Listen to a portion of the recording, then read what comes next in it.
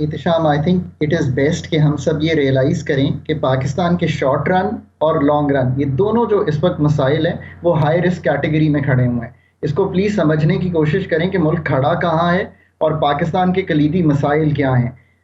Let's see कि वो क्या हैं। जब मुशर्रफ की गवर्नमेंट छोड़ के गई तो 100 अरब रुपए का सर्कुलर डेट था। जब पीएमएलएन की गवर्नमेंट आई तो वो 1100 था। इसके बीच में पीपीपी की गवर्नमेंट आई तो वो 500 अरब छोड़ के गए थे। जब पीटीआई ने छोड़ा तो वो 2300 अरब था और इस वक्त वो 2600 अरब है।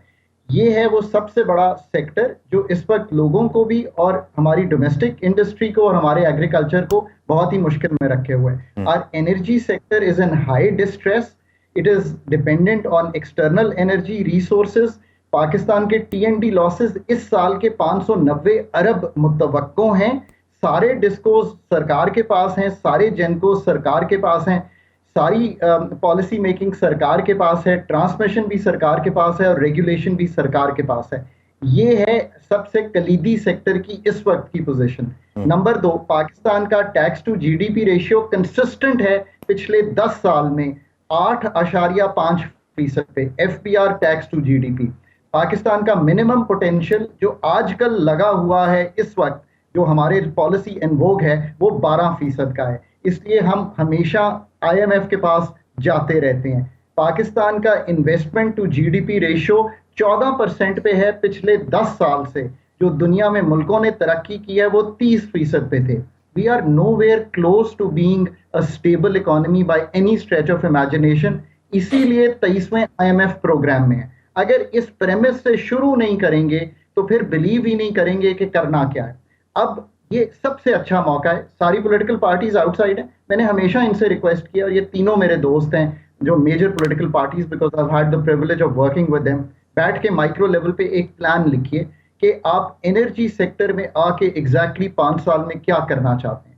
नंबर 2, आप एफपीआर का tax to GDP ratio broadening कैसे करना चाहते हैं। नहीं, अभी आपने डॉक्टर साहब 3 कहा कि बड़ा अच्छा मौका है, सारी पॉलिटिकल पार्टीज आउटसाइड हैं, तो इससे आपका क्या मतलब है? इससे मेरा मतलब है कि एक इंटरिम सेटअप है ना, क्योंकि हम इलेक्शन में जा रहे हैं। इस वक्त तीनों बाहर बैठे हुए हैं। ठीक है, तो इसलिए they have the time, they have the thinking where they can put this together. पर ये तो आप ये कह रहे हैं कि वो मेजर्स जो पिछली पॉलिटिकल गवर्नमेंट्स ने नहीं लिए वो इस इंटरिम गवर्नमेंट को ले लेने चाहिए, आप ये कह रहे हैं? मैं ये कह रहा हूँ कि वो तो ले या ना ले, जो पॉलिटिकल पार्टीज जिन्होंने 5 साल आके हुकूमत चलानी है उनको वो मेजर जो है वो डिफाइन करने चाहिए। अच्छा, आप कह रहे हैं कि अपनी तैयारी करनी चाहिए इन्हें, अपनी तैयारी करें। देखिए ना, मैंने तो 2-3 एरियाज आपके सामने रखती हैं। ये 3 एरियाज नहीं मुल्क को बदलना है। इन्वेस्टमेंट क्लाइमेट कैसे ठीक करना है, अगर SIFC का ही इनिशिएटिव आगे लेकर चलना है, वो भी एक इनिशिएटिव है, बहुत अच्छा है। इसके साथ साथ क्या ईज ऑफ डूइंग बिजनेस मुल्क में करनी है।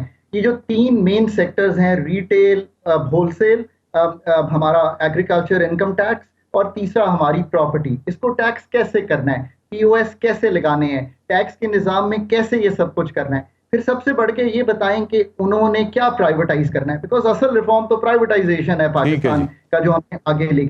मैं ये गुजारिश कर रहा हूं कि ये कलीदी मसाइल हमने समझ लिए हैं, ये सब समझते हैं, इनके हल भी हैं हमारे पास। इसके बाद 2 काम और करें।